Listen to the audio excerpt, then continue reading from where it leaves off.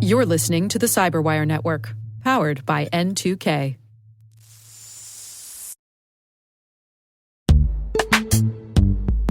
This episode is brought to you by Palo Alto Networks, the leader in cybersecurity.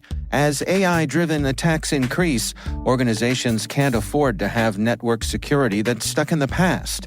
Discover how Palo Alto Networks can help you predict what's coming and proactively secure against it with a zero-trust, AI-powered network security platform built to secure whatever, whenever, wherever. To learn more, visit paloaltonetworks.com/network security platform.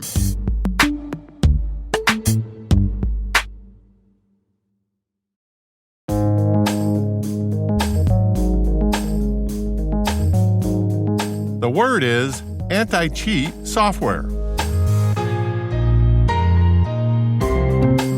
Spelled anti as in against, cheat as in bypassing something for an advantage, and software as in a computer program.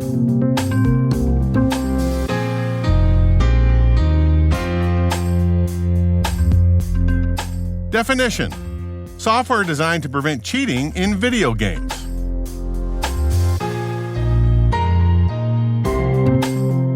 Example sentence: the anti-cheat software detected a player using aimbotting.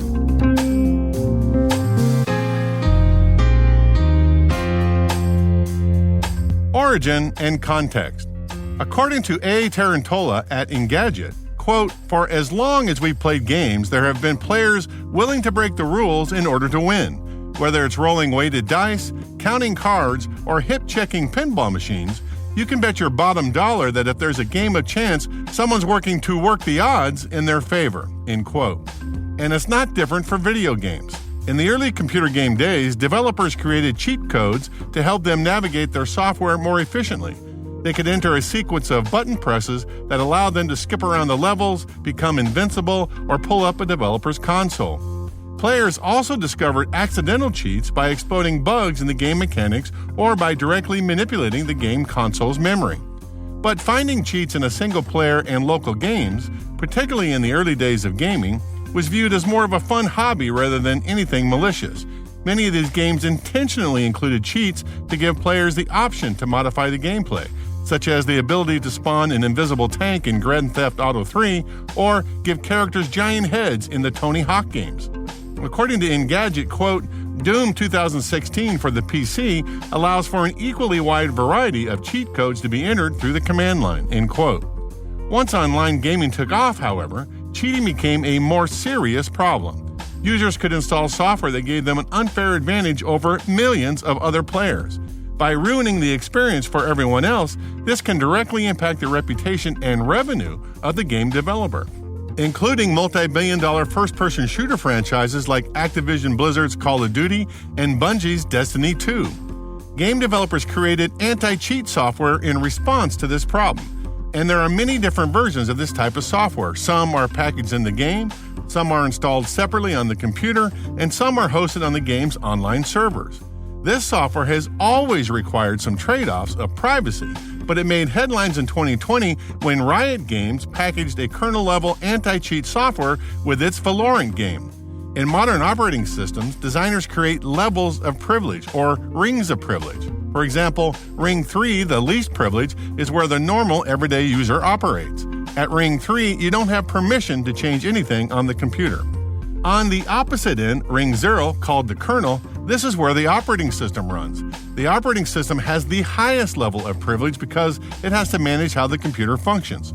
Software running at Ring 0 had better be error-free and efficient, or the computer itself becomes unstable.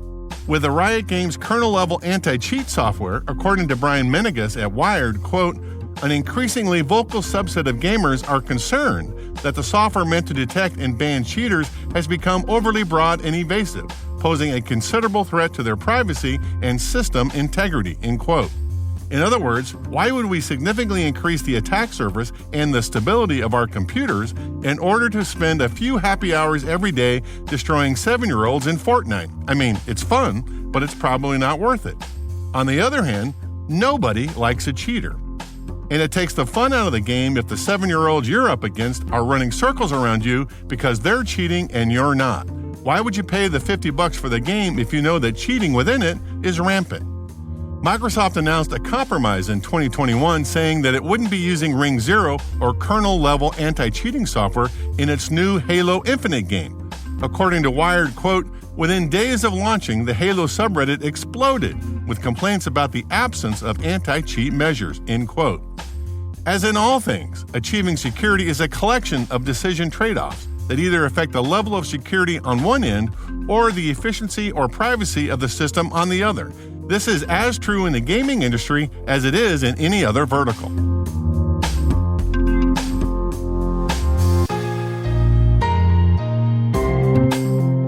Nerd reference. In June of 2020, the YouTube channel Tech Quickie broke down the current state of anti-cheat software in the gaming industry today. Competing against other players online is a bigger part of video gaming today than it ever has been.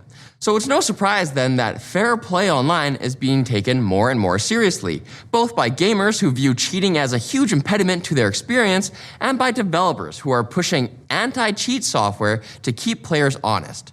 And of course, prevent gamers from just quitting a game because they're frustrated with how many cheaters there are on the servers. But these anti-cheat mechanisms have come with some issues of their own, and notably, the solution implemented by Riot Games for their hit shooter Valorant has really ruffled the feathers of many in the community.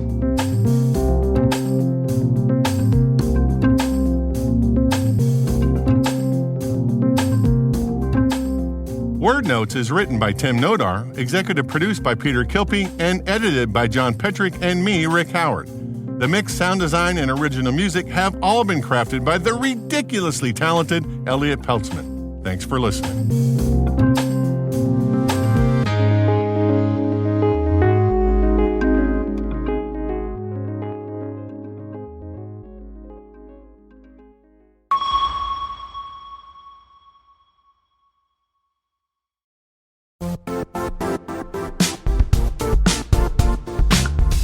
Now, a word from our sponsor, the Johns Hopkins University Information Security Institute, currently seeking qualified applicants for its innovative Master of Science in Security Informatics degree program. Study alongside world-class interdisciplinary experts and gain unparalleled educational, research, and professional experience in information security and assurance. Interested U.S. citizens should consider the National Science Foundation's CyberCore Scholarship for Service program, which covers tuition and a $6,000 annual professional development allowance, as well as providing a $37,000 additional annual stipend. Apply for the scholarship and the fall semester by March 1st. Learn more at cs.jhu.edu/MSSI.